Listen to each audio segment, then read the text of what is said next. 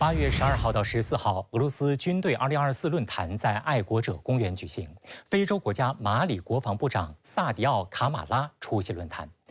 马里近期频频出现在俄乌冲突报道的版面上。8月4号到8号，乌克兰外长库列巴在非洲马拉维、赞比亚和毛里求斯进行访问。不过，就在乌克兰想要拉拢这3个非洲国家之际，马里、尼日尔这2个非洲国家却接连宣布与乌断交。这不仅让乌克兰陷入外交风波，也让俄乌在非洲大陆的暗战浮出水面。一起来洞察关键。4号，马里过渡政府发布公报，宣布立即断绝与乌克兰外交关系。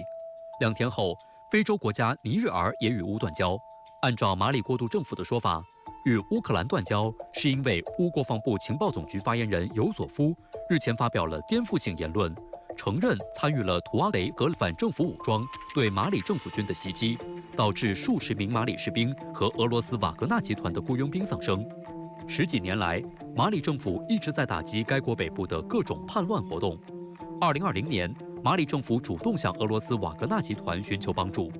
2022年1月6号，马里军方表示，俄军人已部署到马里北部的通布图市，在法国军队撤离的一个基地训练马里军队。瓦格纳被称为是插入非洲的一把尖刀，你比如苏丹啊，还有中非共和国呀，现在在西部非洲啊，主要它的一个能够切入的地方啊，一般都是那些非洲国家出现了，比如军事政变啊，那么出现了政权更迭啊，有点这个局势不稳的时候，瓦格纳的力量呢就会切入，把法国的力量赶走了。那这时候他们自己也需要重新抱一个大腿，这时候瓦格纳的力量过来帮他巩固局势，打击叛军，来进行反恐。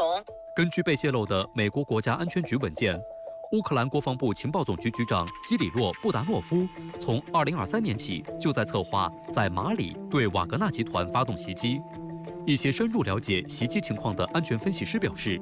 乌克兰军队可能在马里境外为图阿雷格武装人员提供了有限的训练，并教他们如何操作无人机、投放简易爆炸装置和发动迫击炮袭击。对此，马里过渡政府在4号的断交公报中称，乌克兰的做法侵犯马里主权，超出外国干涉的范围，对马里构成明显侵略。13号有秘密文件爆出，俄罗斯已训练其海军使用可携带核弹头的导弹，瞄准欧洲各国目标，以便在与北约发生冲突时能够采取压倒性打击。文件还透露，俄罗斯发动对乌特别军事行动之前，就在简报上附上远至法国西海岸和英国英格兰北部巴罗因弗内斯等遥远目标的地图。俄罗斯官员一直以来不断强调，在冲突早期阶段使用核打击的优势。对此，不少美西方官员和分析师都警告，一旦俄军与波罗的海国家和波兰等前线国家的北约部队交战，整个欧洲大陆都将面临风险。近日，西非国家马里、尼日尔相继宣布与乌克兰断交。非洲国家是对乌克兰更反感一些吗？其实我们知道，俄罗斯的瓦格纳集团也会在这个非洲有它的存在。就是瓦格纳军事集团，它实际上在这块区域呢，基本上是跟这个撒哈拉这个以南，包括这个非洲中部萨勒赫地区的这个当地的，包括马里啊、扎德、中非共和国这些国家的这个政府，就正规的民选政府对进行合作。那么，但是呢，这个相当于是俄罗斯，你把政府的这帮人都资源都占完了，那剩下的呢，只能是他的对立面，因为你这乌克兰是要在进行全球去打击俄罗斯力量嘛，去削弱俄罗斯的能力嘛。那所以呢，叫对着干。乌克兰对着干，他到了这边来，他基本上只能去支持叛军，去支持反政府武装。但是他来了之后呢，他就有2个特征，就是首先乌克兰派来的人他很少，但是呢，他的这个受益率比较高，派来一些军事顾问，他就能帮着这个当地的这个不那么专业的，或者说军事素养不那么高的这个叛军去进行作战，这个收效是比较大的。自己的这个甲级队水平的这个队员和教练，然后指导这个丙级队跟对面去踢，所以一下就造成这个俄罗斯它就有明显的这个战场上的一种损失。乌克兰方面呢，他在2022年之后呢，他一直在反思。就认为说自己这个之前在对于这个全球南方国家，特别是这个非洲国家做的工作做得不够，就太漠视了，就导致呢，其实在这个危机爆发之后呢，其实支持站在乌克兰一边的这个非洲国家，包括全球南方国家呢很少，他就利用他的一些这个手里有的杠杆，就显著的增加了对这个全球南方国家的一个吸引力度，在国际的这个舆论斗争和道义斗争上去跟俄罗斯竞争影响力。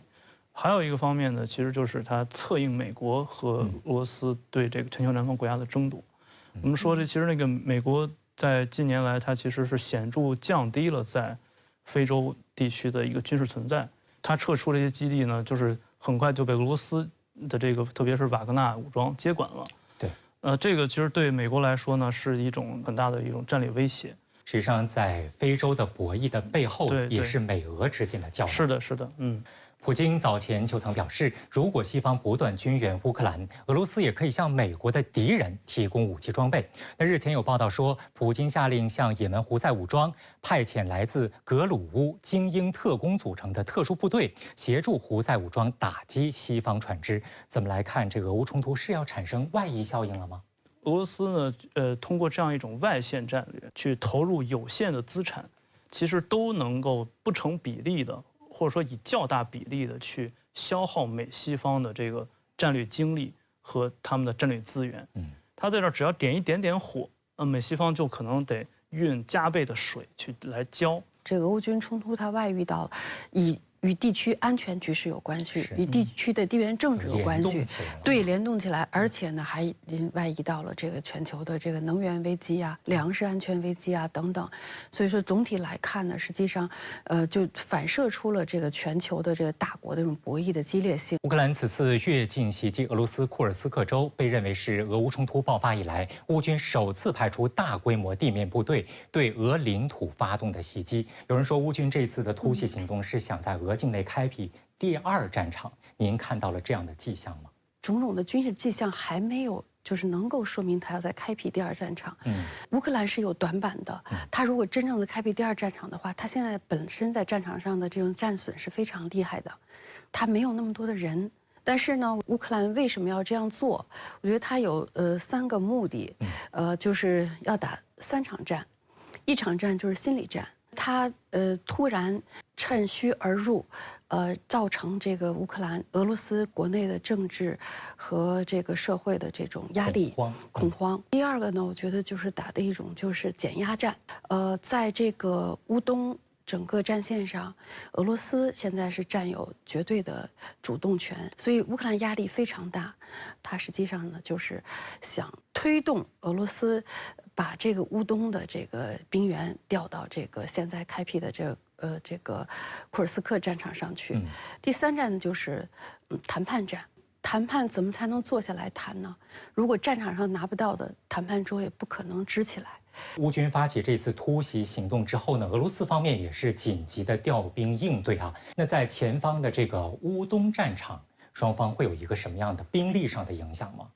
要说对乌克兰的影响吧，我觉得实际上还是比较小啊。这个乌克兰对库尔斯克进攻的目前的规模，可能在一个军一级的这么一个战术群。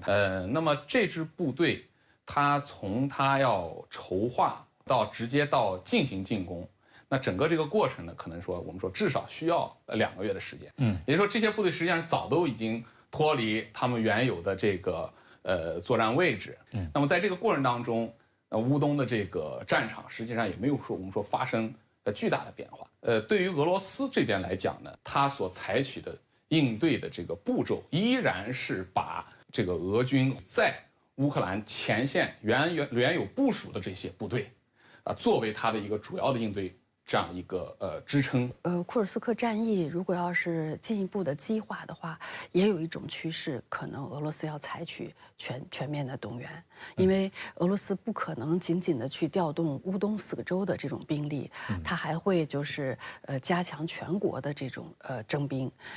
那么这样的话呢，就正好就是符合乌克兰所发动这场库尔斯克战役的这个目标之一。其实俄罗斯也不希望整个的战事外溢。对，康先生，我们注意到这次乌军的这个越境突袭行动，有人分析说占据俄境内的这个核电站4个反应堆，这是它的一个最重要的目标之一。您同意吗？就是不排除在这个制定这个作战计划的时候呢，曾经考虑过占领这个核电站的问题。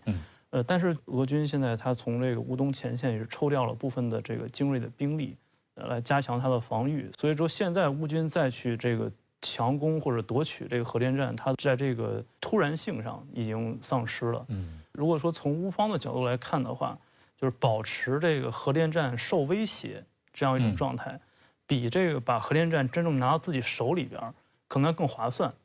因为这个如果说真要是占领了核电站的话，它势必要投入这个比较这个大的这种兵力，去这个就这个地区进行要点的防守，可能会牺牲一部分这种兵力的机动性，而维持这种核电站长期处于一个受威胁的状态，它能够吸引这个俄军呢去持续从其他的这个前线调动兵力去保卫这个核电站，而减轻这个乌军在其他的战线上的这种压力。我看到这样一个说法，说这是一场在核威慑平衡之下的高烈度的主权国家之间的战争。您认同这样的说法吗？可以这样说，在第2次世界大战之后，一个无核国家首次夺取了一个这个有核国家的领土。您担心核战争吗？我个人认为呢，核战争的可能性是比较低的，因为我们说核战争意味着这个俄罗斯它首先要去动用它的核武库，我们说一般这才叫这个核战争。那如果针对核电站这样的，它是一个什么样的性质？一种外溢，可以说核电站的扩散就是一个大规模的一个大当量的一个脏弹。现在的风险在哪里呢？就是我觉得库尔斯克的这个核电站呢，还可以作为一个工具来威慑俄罗斯。但是扎波罗热核电站的这种泄漏和这个核安全，我觉得是一个非常棘手的问题。那它是关乎的是全欧洲的安全问题。我们知道乌克兰的这个黑土地，乌克兰的粮仓就是在扎波罗热附近。那么整个呢，又会涉及到的是全球的粮食安全的危机。乌军对俄本土展开大规模袭击，美国方面的表态耐人寻味。多名白宫人员称，美国在乌克兰发起此次行动前并不知情，甚至要求乌方进行解释。不过，美国转头就表示，乌军此举符合美国政策。乌军此次敢动手，究竟有没有美国背后的默许，甚至是鼓动？外界注意到，6月下旬以来，乌克兰总统泽连斯基一再释放和谈信号，但此时竟然上演越境的大动作，又是否在揣摩美国大选的动向呢？一起来看短片。美国总统拜登当地时间13号表示，乌克兰对俄罗斯的军事行动给俄罗斯总统普京制造了一个真正的难题，并表示，美国官员一直就这一行动与乌克兰保持联系。实际上，此前美方不仅声称乌克兰此次袭击俄罗斯库尔斯克符合美国政策，还将乌克兰此番主动越境打击俄本土称为抵御袭击，令外界不解。确实，美国有这个辩解的这个成分在这里边。其实，美国他说的还有个意思，就是说在减轻这个抵御袭击，主要是化解在乌东地区的压力吧。与此同时，白宫再次加码对乌军援，宣布将向乌克兰提供价值1.25亿美元新一轮武器，包括急需的防空能力、探测和对抗敌人火炮的雷达，以及反坦克武器。自4月底以来，拜登已批准10个安全援助一揽子计划。自2022年2月俄罗斯发动特别军事行动以来，美国对乌援助总额已达到556亿美元。而泽连斯基担心的是美国大选的不确定因素。在美国国内被认为亲俄倾向明显的共和党总统候选人特朗普，此前多次抛出所谓24小时停火计划，这意味着一旦他胜选，就会双向施压，无条件现状停火，这让乌克兰心里没底。If people of America will vote for President Trump, I hope that his policy with Ukraine will not change. 观察发现，在美国总统拜登和前总统特朗普举行了2024总统竞选的第一场电视辩论，特朗普遇袭，以及布林肯直接回应特朗普当选后或收回对乌克兰承诺的可能性这些特殊节点后，泽连斯基都向外界释放和谈的信号。特朗普呢，他在夸奖这个俄罗斯总统普京是一位优秀的谈判者。如果我要当选总统，我打算与他再次相处。实际上，这个对泽连斯基是有压力的。即便是哈里斯当选了美国总统的话，他在这个支持乌克兰的这个力度上，是不是还有这个拜登这么大呢？泽连斯基也是没有底啊。9号正在库尔斯克方向作战的车臣特种部队指挥官、俄武装力量军事政治总局副局长阿劳季诺夫少将认为，乌军在库尔斯克方向的行动由北约司令部领导。康先生，您觉得这一次行动北约参与的可能性有多大？它介入的程度又有多高？乌军这次派出的这种按照北约标准组建的这样的一个合成部队，它的训练，包括信息的情报的联络，它的这种战场态势的感知等等，像这些部分呢，应该是有北约提供了一定的援助。这次战役的具体实施的过程中，它其实涉及到对这个很多这个原来隶属于这个不同的这种作战部队的一些更小规模的力量的之间的一个协同，一个作战协同的问题。而这种东西，它其实让这个外来的、让北约的这个指挥官去指挥，其实效果应该反而会更差。在乌军这次突袭行动发生之后呢，美国说我不知情，但是这符合美国的国家政策，怎么来解读？美国呢不希望深深地卷入到这场冲突当中。现在呢，他对于就是说，使用美西方给乌克兰的武器的这个限制呢是有所松动的，所以呢，我们才能看到乌克兰今日这个库尔斯克战役的这种部署。它这都是有多方面条件来决定的，同时呢，只要是能够消耗俄罗斯，只要在乌克兰战场上能够消耗俄罗斯，同时呢，又不使俄美关系陷入到一个很深的这个冲突当中、僵局当中，美国实际上还希望和俄罗斯保持一种就是战略上的这种沟通。白宫9号宣布将向乌克兰额外提供价值1.25亿美元的武器，那目的呢就在于继续提高乌克兰的防空能力。那这一次的军援跟这一次库尔斯克之战有什么样的关联？这些武器实际上很快就会交付。那么我们也不能排除美国当前公布这一批这个援乌物资，可能跟当前的这个乌克兰突然打到这个库尔斯克境内啊，它这个战事有直接的这个关联。我们不能排除这一点。美国这几次给乌克兰援助的这个物资呢，实际上主要就是集中在包括这个防空的这个雷达呀、导弹呀。美国他做这个规划的时候，他是知道你乌克兰最缺什么。我们看到，现在哈里斯呢已经锁定了美国民主党总统竞选候选人。他此前呢就曾保证，只要乌克兰需要的话，那么美国将给予坚定的支持。而且在担任副总统期间，跟泽连斯基见了6次。那未来哈里斯会对俄乌冲突有着什么样的态度？如果他真的当选的话呢，可能他的团队啊，还有他的政策呢，只是跟拜登的团队有一些细微的区别，但是在这个对乌克兰的支持立场上是不会变的。如果哈里斯成为这个总统之后呢，那么俄乌军冲突还会继续延宕，至少我们想，如果想要解决的话，也会在2025年底才出现一些转机或者是和谈。但是呢，还存在一个变数，这个变数就是哈里斯和民主党人他赢了这个美国白宫啊，夺下了这个总统的宝座，但是呢，可能万一要是输在了国会山，也就是说丢掉了2院，这可能就是另外一番局面，就是出现民主党政府和共和党这个主流派别之间在于援乌问题上的一个扯皮，我觉得这也是未来一个不确定性的。虽然现在哈里斯是风头正猛啊，但是有分析认为呢，其实总体来讲还是特朗普可能占的优势更大一些，他也成为这个泽连斯基心中最大的一个坎儿。一旦他当选的话，真的会24小时内结束俄乌冲突吗？特朗普的这些幕僚呢，都主张，一旦这个上台之后呢，会在短期之内大幅的增加对乌克兰的援助，并且呢解禁乌克兰在使用某些武器的权限，从而呢能够让这个给予俄罗斯一个比较重大的打击。在这个前提下，再迫使俄罗斯去接受一个可能相对美国更愿意接受的这样一个和平的条件。特朗普的这个主要的班底呢，实际上都是反对乌克兰纳入北约的。他未来设想的北约呢，一定是一个尽量要少麻烦的，不要制造那么多麻烦，尽量能让这个能是一个相对来说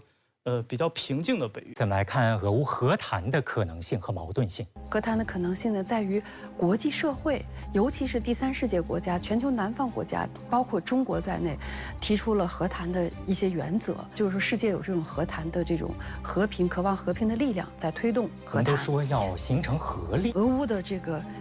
冲突呢，肯定是要由政治来解决的，但这条路呢，我还不是很乐观，我认为还是很曲折和漫长。